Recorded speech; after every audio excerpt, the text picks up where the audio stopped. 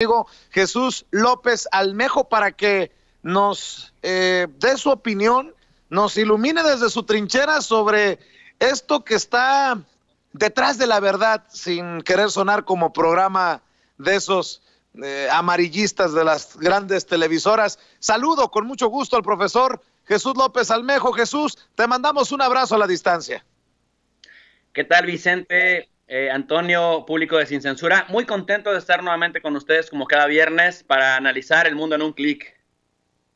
Así es, profe, pues Estados Unidos sale con esto en medio de la crisis del coronavirus y creo que agarra mal parado a más de uno.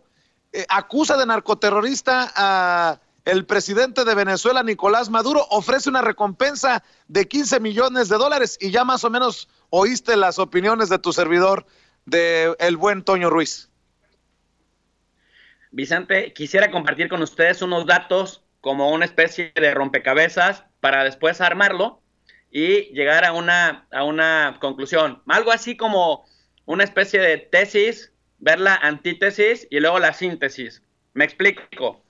En Estados Unidos hay una cantidad, casi el 15 o el 20% de la población que es consumidora de drogas ilícitas desde sus 12 años de edad.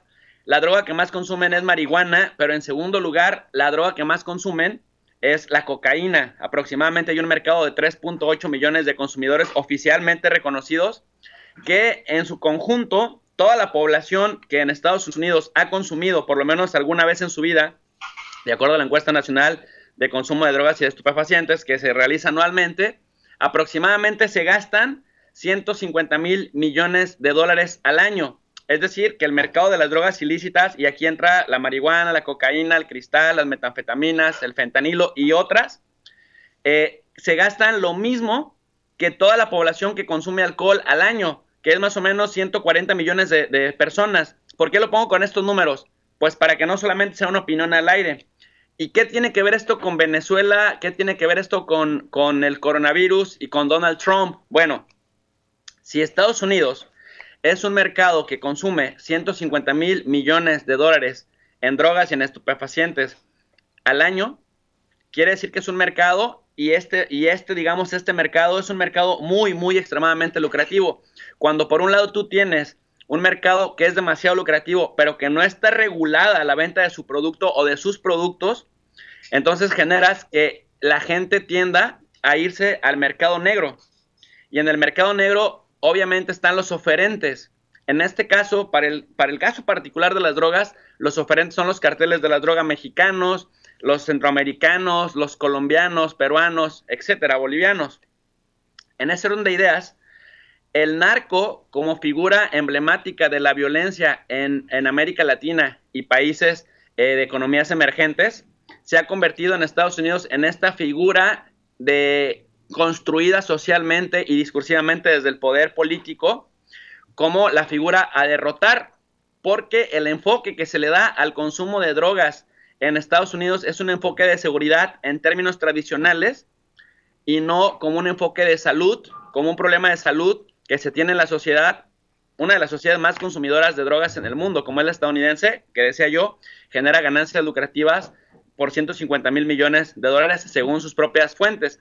Entonces, ¿qué tiene que ver esto con Nicolás Maduro? Que si a Nicolás Maduro se le logra vincular con la figura que han venido creando del narco como el peligro que atenta contra la seguridad de Estados Unidos, entonces es más legítima una acción ilegal en contra de Venezuela, a la que por sí le tienen un bloqueo comercial bastante severo, la tienen bastante sancionada y han intentado derrocar a través de formas pseudodemocráticas, apoyando a Guaidó, que se autodenominó como presidente en la calle, violando todo el marco legal de Venezuela y por lo tanto los principios de las Cortes y la Comisión Interamericana de Derechos Humanos y los derechos políticos de los países a autodeterminarse. Pues el hecho de vincular a la máxima figura del chavismo vivo en Venezuela intenta hacer, decía yo, legítima una acción ilegal, que es la intervención en Venezuela. La droga y el tema del vínculo del consumo de droga, Vicente, con la violencia, pero además del narco como la figura que la genera y no como una figura secundaria, porque tú estás de acuerdo que si no hubiera mercado, pues no habría oferentes. ha venido a sustituir la imagen de los terroristas islámicos, ha venido a sustituir la imagen de los comunistas de la Guerra Fría y la imagen de los nazis de la Segunda Guerra Mundial. Entonces, vincular a Nicolás Maduro con el narcotráfico es más que nada un mensaje para la población en Estados Unidos para que pueda legitimar y soportar la idea de que el gobierno, incluso el gobierno estadounidense, incluso en una época de crisis, no renuncia a sus principios de poner orden en el hemisferio occidental, que es finalmente pues las Américas. En ese orden de ideas, nada más para ir cerrando como esta idea, no solamente va por Nicolás Maduro, que es emblemático en el chavismo, pero fíjate qué estratégico es. Va por Diosdado Cabello, que es presidente de la Asamblea Nacional Constituyente, como el segundo hombre más poderoso de Venezuela en este momento. También va por el ministro de Defensa, Vladimir Padrino, es decir, contra el poder político, pero contra el poder militar del poder político, que es Vladimir Padrino, es el ministro de la Defensa en Venezuela. Va también por Tarek El Aissami, que es el ministro de la Industria y la Producción Nacional, sector de la producción y la industria. Y también va por Michael Moreno, que es el máximo responsable del Tribunal Supremo de Justicia, es decir, poder judicial, poder militar, poder político, poder productivo. Y en el contexto donde Venezuela está sumamente sancionado, ¿a dónde orillas o a qué respuesta orillas al líder político en Venezuela?